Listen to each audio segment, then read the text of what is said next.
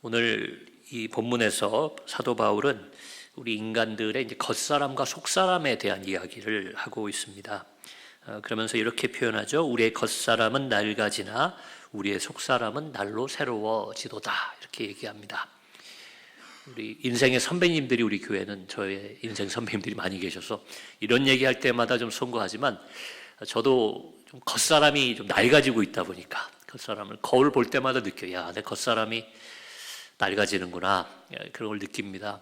그러다 보니 이 말씀이 더 와닿는 것 같아요. 어쩔 수 없죠. 세월이 가면 우리의 겉은 마치 새로 샀던 옷이 한 해 한 해 가면서 낡아지는 것처럼 우리의 육체도, 우리 육신도 낡아져 갑니다.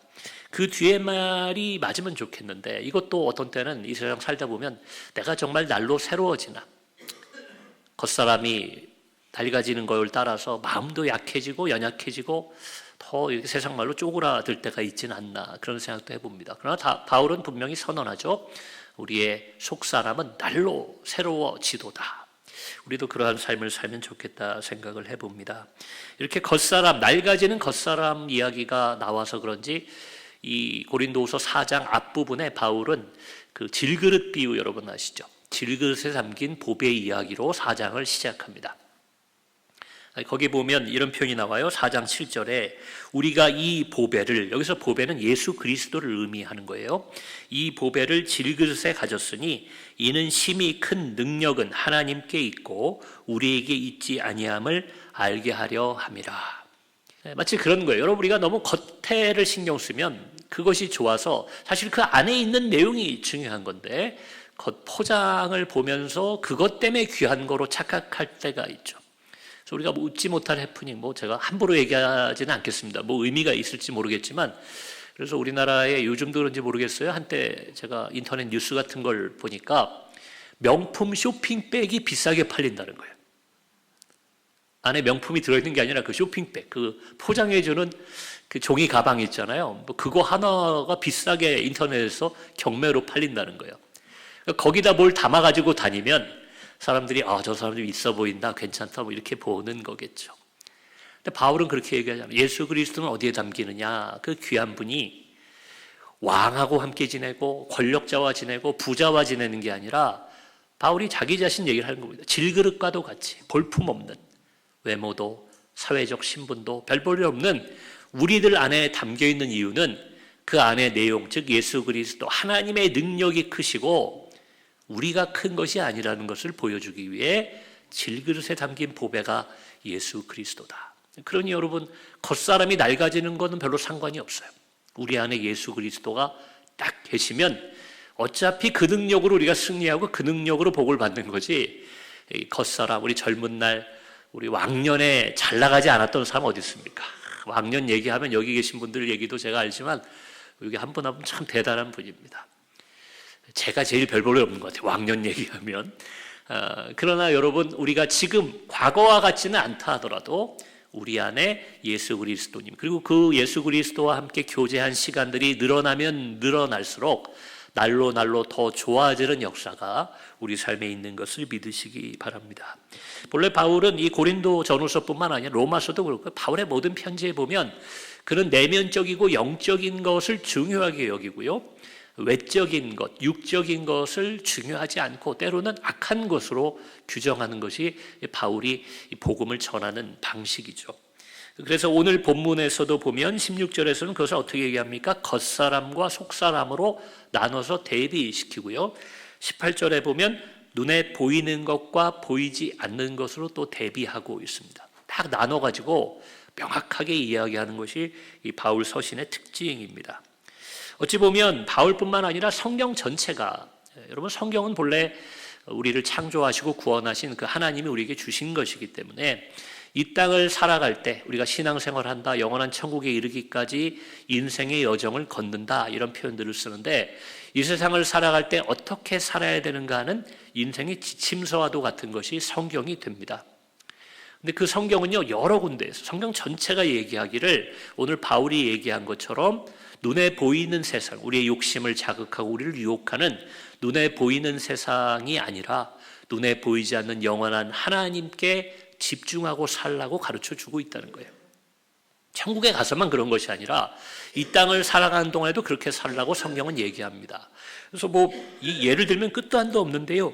어떤 이야기들이 있습니까? 눈에 보이지 않는 하나님이라는 표현이 나와요. 하나님은 우리 눈에 보이지 않으세요. 눈에 보이지 않는 게 중요하다는 것을 알려주시기 위해 하나님은 성육신을 통해 예수 그리스도라는 계시를 통해 우리 눈앞에 보여진 적이 있지만 인류의 역사로 따지면 그건 굉장히 잠깐이죠. 대부분의 시간 속에서는 하나님은 우리 눈에 보이지 않게 역사하십니다. 또 예수님 뭐라고 말씀하셨습니까? 보지 않고 믿는 것이 더 큰 믿음이다. 우리 눈에 보이고 손에 만져지는 증거를 보고 하나님 계신가 보다. 이것도 참 귀한 은혜인데 예수님 말씀하시기를 믿음은 보이지 않는 것, 그것을 믿고 바라는 것, 그것이 믿음이다. 이렇게 말씀해 주셨어요. 또 하나님도 그렇다고 말씀하시죠. 사람은 외모를 보잖아요. 하나님은 우리 외모를 보지 않는다.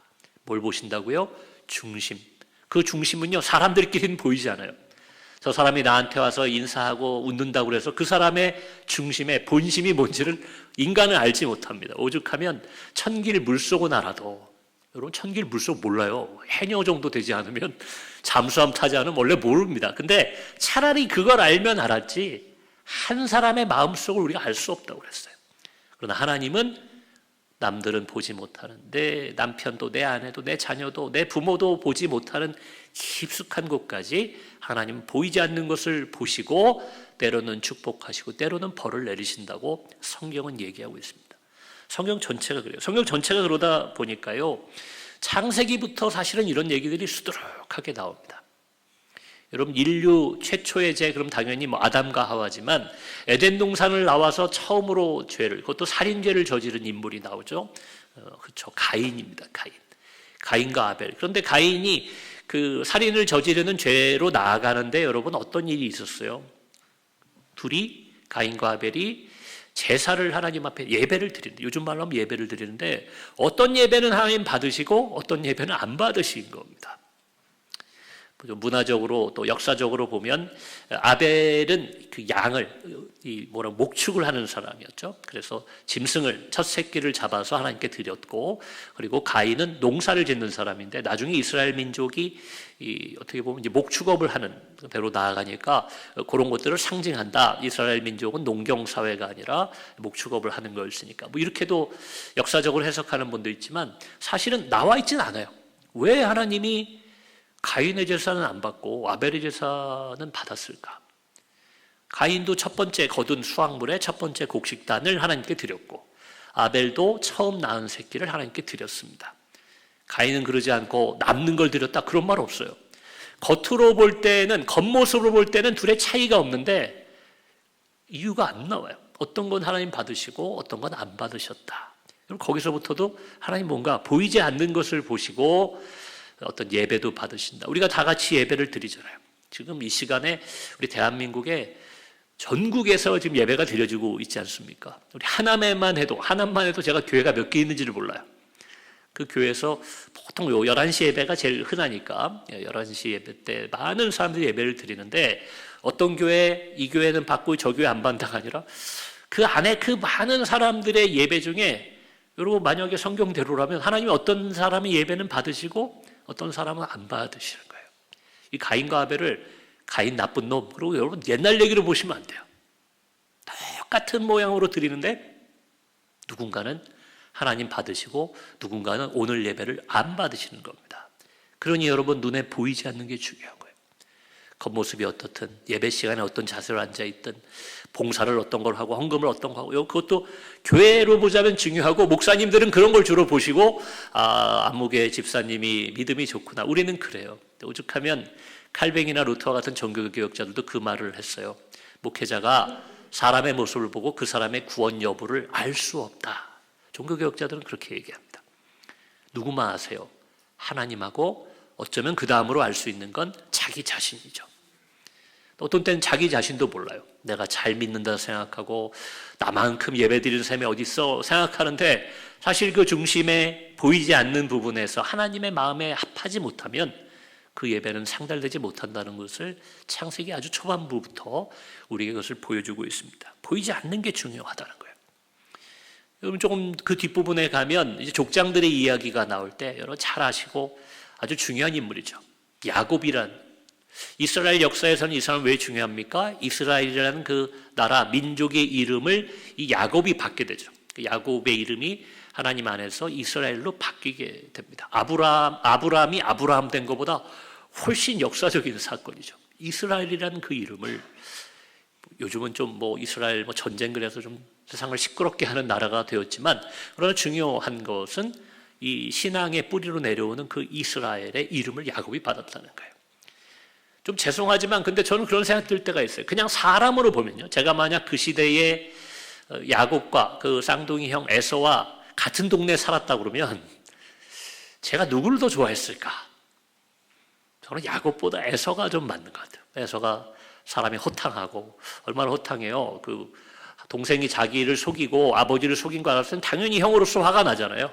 나중에 동생이 돌아왔을 때 용서하잖아요. 야, 그거 지나간 일인데 다 잊고 나랑 함께 이제 즐겁게 살자. 성경엔 그렇게 기록되어 있어요. 에서는 굉장히 호탕하고 아버지께도 효자였고, 동생한테 그런 일종의 배신 이런 걸 당하기 전까지는 동생을 홀대한 적도 없어요. 좋은 아들이고 좋은 형이었고, 그러니까 제가 아마 그 동네에 살았으면 저도 모르니까, 하나님 뜻은 모르니까 혀를 찼을 것 같아요. 그 야곱이 그 녀석 그 형 속이고는 지금 아버지 축복 받아갖고 도망갔다더니 꼴 좋다. 저도 그 동네에 살았으면 그냥 그렇게 얘기했을 것 같아요. 야곱은 좀 그런 사람이에요. 계획 세워가지고 형 속이고 아버지 속이고 도망가서도 자기 성공하려고 얼마나 그 애를 씁니까? 그리고 고향으로 돌아올 때도 가족을 속된 말로 총알바지로 앞세우잖아요. 나는 맨 뒤에 숨어서 가야 되겠다.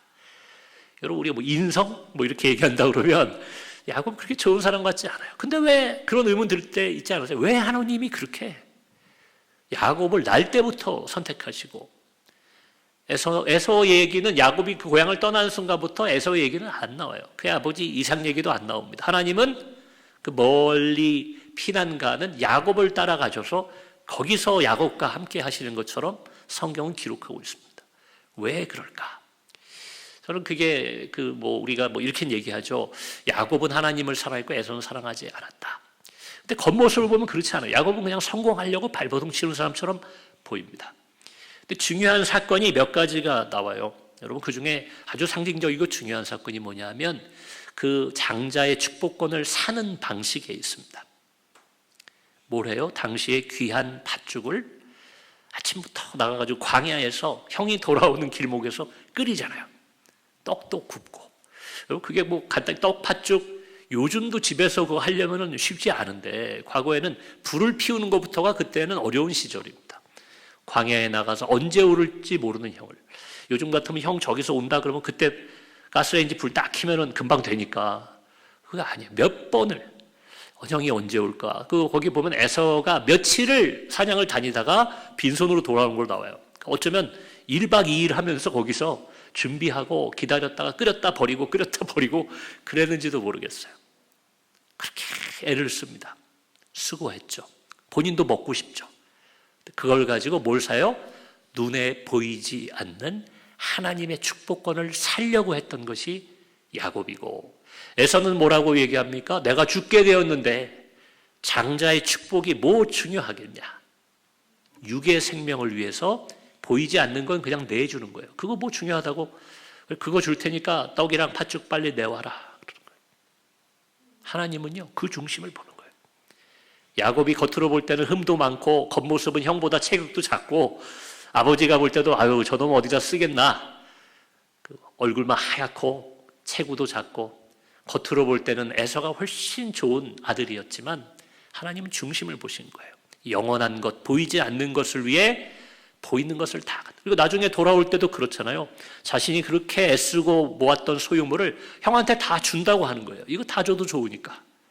이거가 중요하지 않다는 거예요. 나는 하나님께 야복강가에서 씨름하면서 나를 축복해 주옵소서. 하나님 앞에 보이지 않는 것을 구하며 보이는 것을 그걸 계속 바꿔 먹은 게 그게 야곱이고, 에서는 그 반대 사람이죠. 자기가 어쩌면 누릴 수 있었던 하나님의 축복, 아버지로부터 내려오던 그 집안의 신앙의 그 족보와 축복들을 그저 눈에 보이는 재물. 그래서 나중에 화낼 때 보면 결국은 혹시라도 상속권을 빼앗길까 봐 화냈던 것 같아요. 나중에 보면 오히려 야곱이 도망가고 아버지 재산을 다 물려받았잖아요. 그러니 화가 날 이유가 없는 겁니다. 에서는 서로 원하는 걸 어떻게 보면 얻었던 것 같아요.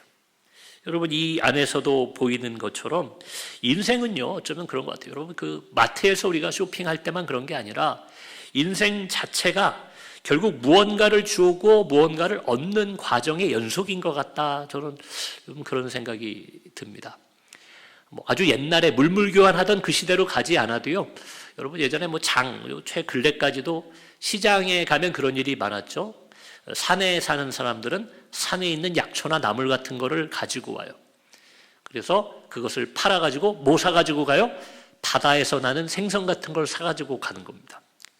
실제로 물물교환 아니고 돈으로 받고 돈으로 사는 것 같지만 거의 물물교환이죠. 그 내가 가진 것들, 흔한 것. 이걸 뭘 뜻하냐면, 이거 뭔가 거래가 이루어지고 교환이 이루어질 때는 서로들이 어떤 생각을 하냐면, 내가 좀 덜 중요한 걸 내어주고 내가 생각할 때 더 중요한 걸 받아올 때 거래가 성사되는 거죠. 그러니까 산에 사는 사람들은 더덕이니 칡이니 나물이니 이런 건 너무 흔하잖아요. 그냥 늘 먹는 거니까. 그러니까 그런 것들은 좀 덜 중요하니까 그걸 내어주고 뭘 받아와요? 바닷가에서는 널린 게 생선인데 그 생선을 받아오는 거죠. 반대로 바닷가에 있는 사람들은 나한테 좀 흔한 생선이나 조개나 미역 같은 거를 내어주고 뭘 받아와요? 우리는 구경할 수 없는 것들을, 산에서 나는 것들을 받아오는 겁니다. 그래서 여러분, 시장이 존재할 수 있는 거고 거래가 일어나는 겁니다. 우리는 이렇게 농사 지어서 내다 팔고 이런 분들은 우리 주변에 이제 점점 없어져 가죠. 그러나 우리 인생도 그래요. 예를 들면 여러분, 우리 인생도 그렇죠. 우리 교회는 조금 나이 있으신 분들이 많아서 좀 공감할지 모르시겠지만 젊을 때를 우리 생각해 보세요. 여러분, 젊을 때 무엇을 주고 무엇을 샀었나 생각해 보면 젊을 때 많은 게 있습니다. 시간이 많고 건강이 좋죠. 시간과 건강을 내어주고 막 직장에서 밤새고 야근하고 그러면서 뭘 얻어요? 재물과 그리고 성공, 어떤 출세도 하고 성과도 이루고, 여러분 이런 걸 위해서 시간도 넣고 또 뭘 넣어요? 건강도 상해가면서 그렇게 일하는 것이 젊은 날이에요. 젊은 날엔 시간과 건강이 좀 풍족하게 있으니까 그것을 주고 젊은이들이 없는 것. 젊은이들은 늘, 요즘 모르겠습니다. 저는 청년 때 늘 가난했어요. 그래서 아르바이트도 했어야 되고 공부하면서 열심히 뭘 했어야만 늘 했습니다. 근데 나이가 들면, 노인이 되면 어떻게 됩니까? 그래도 사회에서 어느 정도 물질도 있고 또 어느 정도 살아온 사회적인 지위와 신분이 있어요. 그걸 다 동원해서라도 뭘 살려고 하냐면 시간과 건강을 살려고 그래요. 많은 돈을 들여서라도 건강할 수 있고 조금 장수할 수 있다면 사람들이 대부분 거기에 이제 투자를 합니다. 누가 잘못했다는 게 아니라 인생도 결국 그런 겁니다. 내가 좀 많이 가진 것을 내어주고 내가 덜 가지고 있는 것을 또 가지려고 하는 것이 인생의 연속일 겁니다. 그럼 제가 이제는 이렇게 여러분에게 질문을 드리는 거예요. 여러분에게 좀 더 중요한 것은 무엇인가? 그리고 그것을 얻기 위해서 무엇을 내어주고 있는가? 공짜로 얻을 수 있는 건 없더라고요. 그걸 한번 우리가 살아오면서 생각해 봐야 돼요. 성경이 말하는 것대로 한다면 오늘 제 제목에도 있지만 우리가 주목해야 하는 것은 눈에 보이지 않는 겁니다. 눈에 보이지 않는 게 뭐예요, 목사님? 누가 물으신다면 저는 성경을 인용해서 얘기할 것 같아요. 여러분, 사랑은 눈에 잘 보이지 않아요. 손에 잘 잡히지 않아요.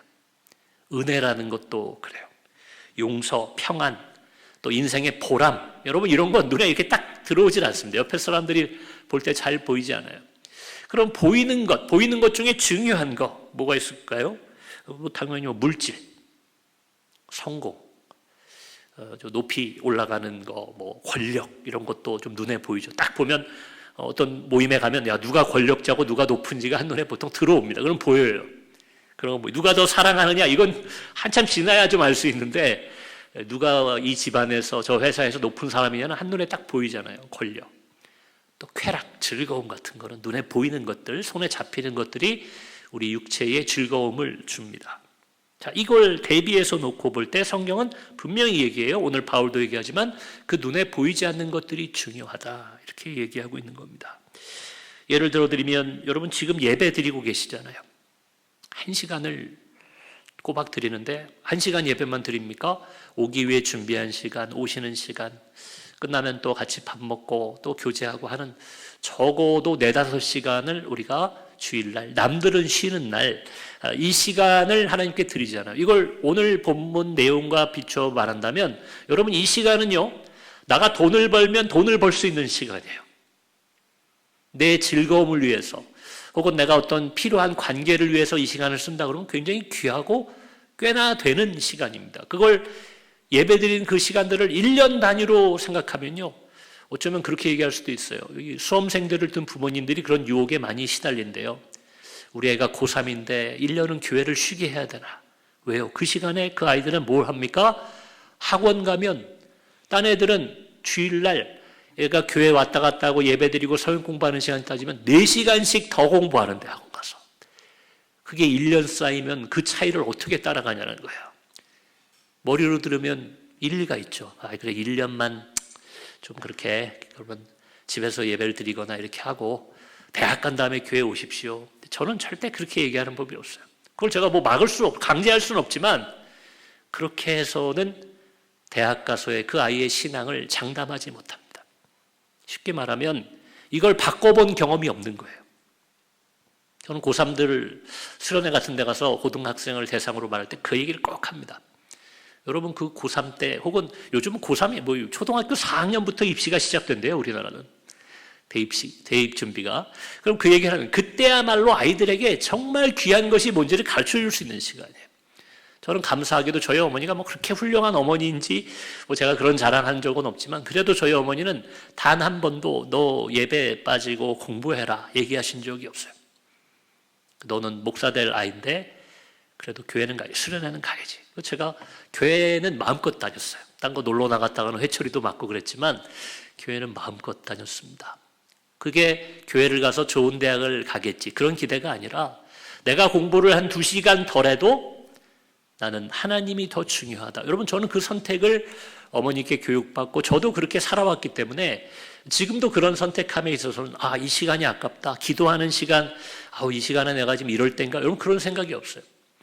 노는 약속은 제가 취소할 때가 있습니다. 기도해야 되고 뭐 신방이 잡히거나 뭐 이럴 때는 그래요. 근데 반대로 아무리 중요해 보이는 일이더라도 제가 예배와 기도하는 일을 그것 때문에 뭐 살다 보면 어쩔 수 없이 그런 부분들을 바꿔야 될 때가 있죠. 그러나 무엇이 더 중요한지를 저는 학창시절부터 연습해 왔기 때문에 그것을 안다는 거예요. 여러분 요즘 왜 교회 뭐 예배가 길다, 목사님 설교가 길다, 교회 오면 차가 막힌다 이런 얘기가 왜 나오나 하면 눈에 보이는 그 시간과 그 노력과 또 내 건강과 내 열정과 내 에너지를 여기다 눈에 보이지 않는 예배와 하나님 앞에 드리는 것보다 다른 데 쓰는 게 더 좋다고 여기는 마음이 어쩌면 한국 기독교인들 마음에 있기 때문에 여기에 나와 있는 시간들이 그렇게 아깝고 좀 그렇게 무의미하게 느껴지는 게 아닌가. 감히 제가 한번 그런 생각을 해본 적이 있습니다. 여러분 영원한 것, 예수님이 보여주신 것에 주목해야 됩니다. 이제 말씀을 정리할 텐데요. 17절에서 바울은 또 환난에 대해서 이 겉사람과 속사람, 눈에 보이는 것과 보이지 않는 것을 말할 때 환난을 이야기합니다. 뭐 고난이라고 우리가 보통 더 많이 하죠. 근데 그 환난, 우리가 경험하는 고난과 환난은 대부분 사실은 여러분 눈에 보이는 거예요. 어떤 걸 우리가 고난이라고 말하고 환난 당했다고 말합니까? 크게 말하면 우리나라 역사에도 있었던 전쟁이죠. 요즘 전 세계를 환난에 빠뜨리는 것 전쟁이죠. 기근 같은 것도 있고 개인적으로 보자면 여러분 큰 병에 걸리는 것도 고난입니다. 사업이 실패하고 큰 돈을 잃어버리게 되고 관계가 깨어지고 여러분 이런 걸 우리가 환난, 고난이라고 말하는데 이 세상에서 겪는 모든 고난과 환난은 눈에 보이는 것이라는 거예요. 그래서 바울은 그 환난을 설명함에 있어서 2가지 단어를 쓰는데 잠시라는 단어가 나와요. 육에 속한 것 보이는 건요 영원한 것이 아니라 잠시 이 세상에 겪는 거예요. 아파도 잠시, 가난해도 잠시라는 거예요.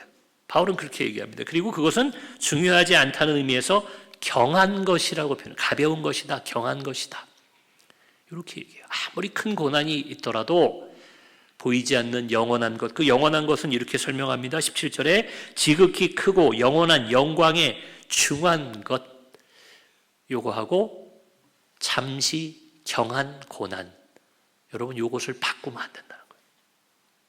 고난이 왔다고 힘들다고 신앙을 저버리고 하나님 명령하신 보이지 않는 사랑과 은혜와 용서를 아주 강팍한 마음으로 거두어 드리게 된다면 여기 나온 것처럼 더 중요한 것을 놓치고 덜 중요한 것에 인생의 기회를 낭비하게 된다.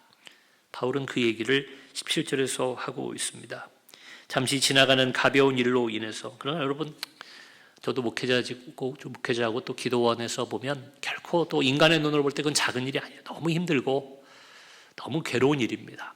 그러나 우리는 믿음의 눈으로 기다리고 인내함으로 이건 지나가는 일이고 가벼운 일이고 우리에겐 영원한 예수 그리스도께서 주신 생명과 능력이 있다. 보이지 않는 것을 붙잡고 보이는 것을 이겨내야 될 줄로 믿습니다. 여러분 그게 신앙이에요. 자녀 사랑도 여러분 그렇죠. 내가 자녀를 사랑한다 할 때 대개의 경우는 젊은 아버지, 젊은 어머니는 눈에 보이는 걸 많이 주려고 노력합니다. 근데 결국 그 자녀가 나중에 부모가 떠나고 부모가 늙어진 다음에 그 자녀가 기억하는 것은 사실은 그 자녀를 복되게 하고 정말 멋있게 살아가게 하는 것은 보이지 않았던 것, 어머니의 따뜻한 말, 아버지의 그 든든한 뒷모습, 이런 것들이 자녀들을 또 살아가게 하고 또 다른 부모로 그들을 성장시키는 것을 우리는 보게 됩니다. 인생에도 그런 일들이 많아요. 내 손에 많이 쥐었던 것, 그것이 내 인생을 윤택하게 하는 것이 아니라 보이지 않지만 내가 느꼈던 보람과 내가 섬겼던 그 헌신들, 여러분 그런 것이 우리의 인생을 아름답게 또 나중에 하나님 앞에 또 우리가 이 세상을 떠날 때에 사람들에게 기억되는 또 아름다운 우리의 모습이 된다고 저는 믿습니다. 우리는 영원한 것, 영광의 중요한 것을 놓쳐서는 안 됩니다. 매 순간 하루하루를 살 때 사람들의 눈에는 또 우리가 잠시 유혹에 흔들리면 우리 눈에서 보이지 않게 되는, 보이지 않는 그 중요한 것들, 하나님의 사랑과 은혜에 집중하며 우리도 그것에 이 땅에 있다가 없어지는, 금방 사라져버리는 우리의 시간, 우리의 물질, 우리의 건강을 그곳에 투자하여서 그러한 것들, 영원한 것, 중요한 것, 하나님 가르쳐 주신 것을 거두는 아름다운 인생, 저는 이렇게 표현하고 싶어요. 대박 인생, 많은 이득을 취하는 거예요. 남들은 썩어 없어질 것들을 많이 모아놓고 우리가 성공했다 하지만 나중에 되면 얼마나 한심해 보이겠어요.